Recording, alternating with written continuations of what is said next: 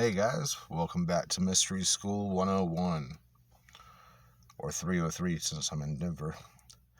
As you can see here, I was looking at some additional names attributed to Odin, the Norse father god, the king of the gods in the Norse pantheon.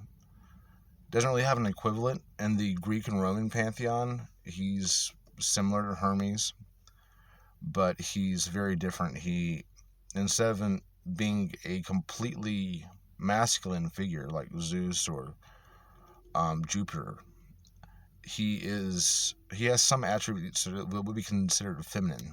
Like he dabbles in sorcery, for instance, which is typically a female-only domain, or he picks the best female warriors to be his Valkyries. So he's very gender neutral for a god, as a god of battle and a god of poetry would be. But he has some pretty weird names. The hanged one I thought was pretty cool because he hangs from Yggdrasil to get the wisdom of the runes. Ruler of the gods, ruler, that's going to become important later. Teacher of the gods, fetter loosener, like he's undoing the ties that bind you. Visitor of the hanged, that's pretty awesome. Battle wolf, pretty neat. One-eyed because he gave one of his eyes for wisdom to the Norns. Hatter, which is pretty rad, a Mad Hatter. Raven Tester, Blusterer, Splendid Ruler once again. Iron Mask, kind of like Iron Man. That's pretty cool. Red Mustache, that's neat. Victory Tree for Yggdrasil, that's fucking great. But this one right here, Svigdir, I suppose how you say it. It means reed bringer. So this got me thinking about the etymology of the word reed and what they were trying to say with this name. Was it reed bringer like a reed boat? Was it reed like a rod to beat you with? So I started looking into it.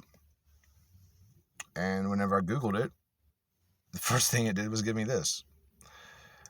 A reed is 9 feet in Israel. This is a standard unit of measurement. A reed is 9 feet long. They still use this in Israel currently, today, as a unit of measurement, apparently.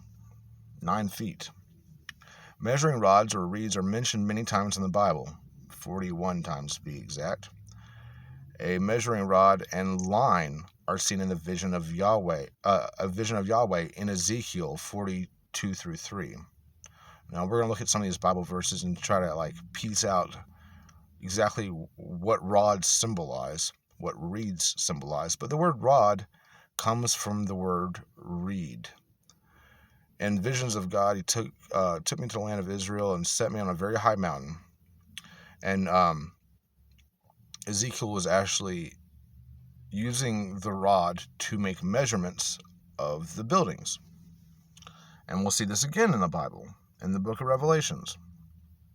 But first we see it in Matthew, whenever they beat him with a rod and give him a reed to hold like a mock king. They put a crown of thorns on his head and give him a reed to hold like a scepter, mocking that he is king of the Jews.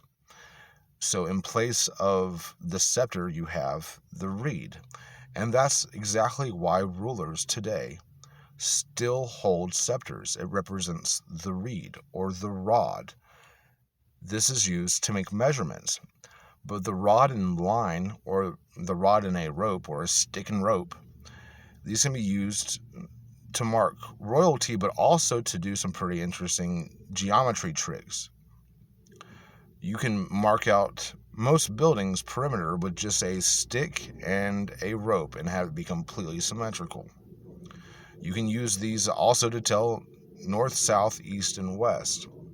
But primarily, it's used to make measurements and to craft geometry into architecture. These rods are used to measure things in the empire, but also to symbolically measure the worth of the citizens of the kingdom. The ruler holds the scepter and puts it next to the person symbolically to measure their worth, kind of like the scales of balance with Osiris's feather heart and all of your sins on the other side of the scale. This is a way for the gods to deem your spiritual worth, to measure you in a very non-physical way.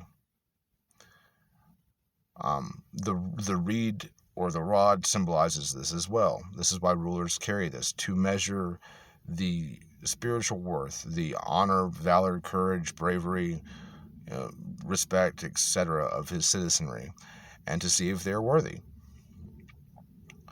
In Matthew, they even used a 9-foot-long reed to pass up a sponge filled with water and vinegar for Christ to drink.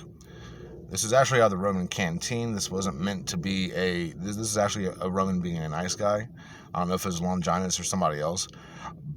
But the vinegar water mixture is actually what the Romans kept in their canteen. It helped with dehydration on long marching journeys. So they actually used this as a preventative. And if you've ever drank a water vinegar mixture, you know it is very good at this. So he was actually trying to be nice to Christ, but it's taken differently. Then you have Revelations 11:1. A reed like a rod was given to me. This is John, or presumably Mary Magdalene. And someone said, "Rise and measure God's temple and the altar and those who worship in it." Now, whenever you're measuring those who worship within God's temple, do you think they're physically measuring each person? They're all going to be less than a rod tall. I mean, hopefully they're not very many, 9 feet people walking around the Temple of Solomon, or at least this vision of it. So this is used to make symbolic measurements as well as physical measurements.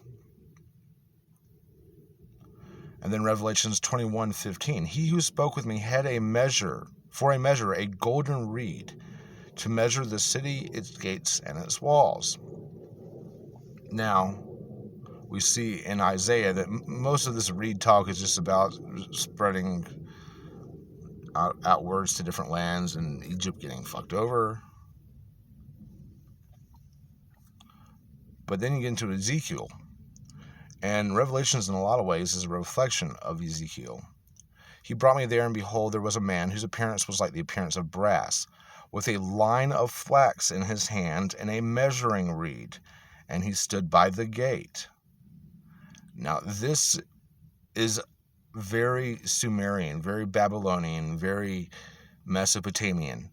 You have seen, I'm sure, many reliefs of Marduk or Nebuchadnezzar or Ashurbanipal or Sargon of Akkad or Gilgamesh himself. And as a sign of their ruling over the people, they hold in their hand this weird symbol that is called the rod and cord, or the rod and line, or the rod and rope.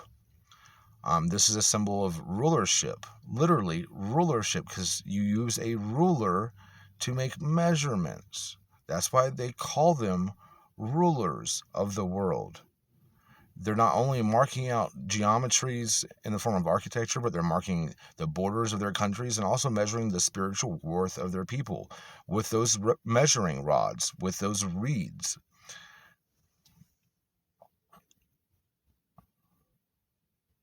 So then it has later in Ezekiel, then he came up to the gate, which looks towards the east, towards the rising sun, and he went up to its steps, and he measured the threshold of the gate, 1 reed broad, and the other threshold 1 reed. Now in Ezekiel 45, behold, a wall on the outside of the house all around, and in the man's hand a measuring reed, 6 cubits long. A cubit is about 1.5 feet. So 6 cubits long would be 9 feet. I think that the rod is 9 feet long. Is in Western culture, we recognize feet. But the fact that it's 9 and also associated with Odin has implications of the 9 worlds within Yggdrasil, the 9 different realms of Norse mythology. It's a very common number. But 6 cubits, so 9 feet long, is exactly the same measurement today, which I find very weird. So we measure the thickness of the building 1 reed and the height 1 reed, so 9 feet by 9 feet.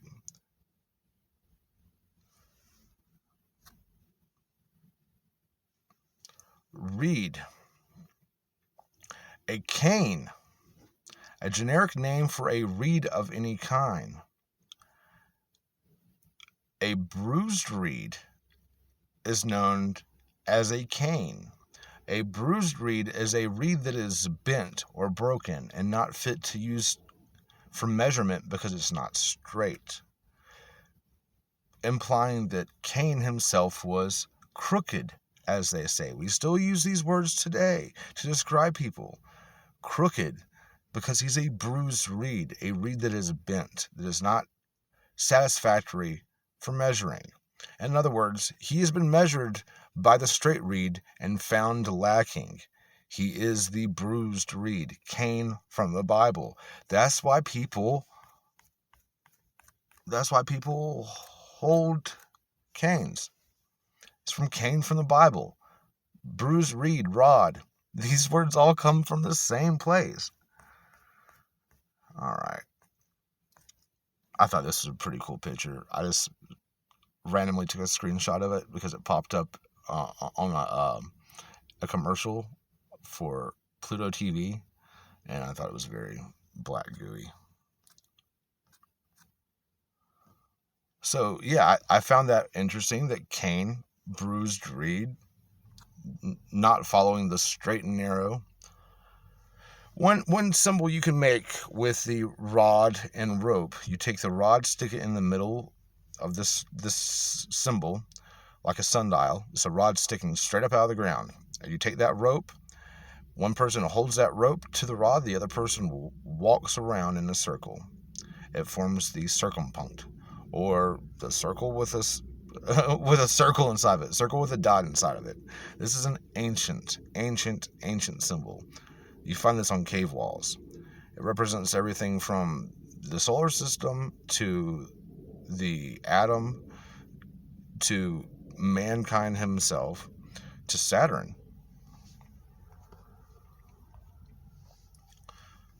This is from Dan Brown's book, The Lost Symbol. Let me read this little section right here. The idiom of symbology, there was one symbol that reigned supreme above all others, the oldest and most universal. This symbol fused all the ancient traditions in a single solitary image that represented the illumination of the Egyptian sun god. That's why it's also shaped like an eye, the eye at the top of the pyramid, the all-seeing eye.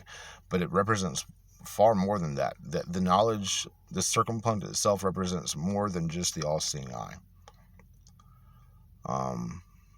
The illumination of the Egyptian sun god, the triumph of the alchemical gold. Alchemical gold also is the same exact symbol. It's a circle with a dot in it with a small line coming off of it. The philosopher's stone, the purity of the Rosicrucian rose, the moment of creation, the Big Bang. The all, it represents God and all of creation. The dominance of the astrological sun, and even the omniscient, all-seeing eye that hovered atop the unfinished pyramid, the circumpunct, the symbol of the source, the origin of all things. I thought that was pretty interesting because you make that symbol very easily with the rod and rope. The rod and ring symbol is a symbol that is depicted on Mesopotamian stelas, cylinder seals, and reliefs. It is held by a god or goddess, and in most cases being offered to a king who is standing, often making a sacrifice or otherwise showing respect. This symbol dates from the the third period of the Neo-Assyrian period, and is commonly explained as a coil of measuring string and a yard stick or a reed. So that symbol right there that you see Ishtar holding, that's a measuring device. Now, see how she's having trouble holding it really? Like there's not a good handle for that symbol? Well, guess what the Egyptians did? They created the ankh, as you can see right there. It is just a line and rod with a handle for easy holding. The ankh is the most recognizable symbol of Egypt, known as the key of life, or the cross of life, dating from the early dynastic period. The scepter is a staff or wand held in the hand by a ruling monarch as an item of royal or imperial insignia. So this represents, if you can see clearly that the British king is holding a measuring rod. The crown and rod represent rulership, literally measuring things. The word rule comes from the Latin regula, where we get the word regular from, which just means straight stick. That's all it means.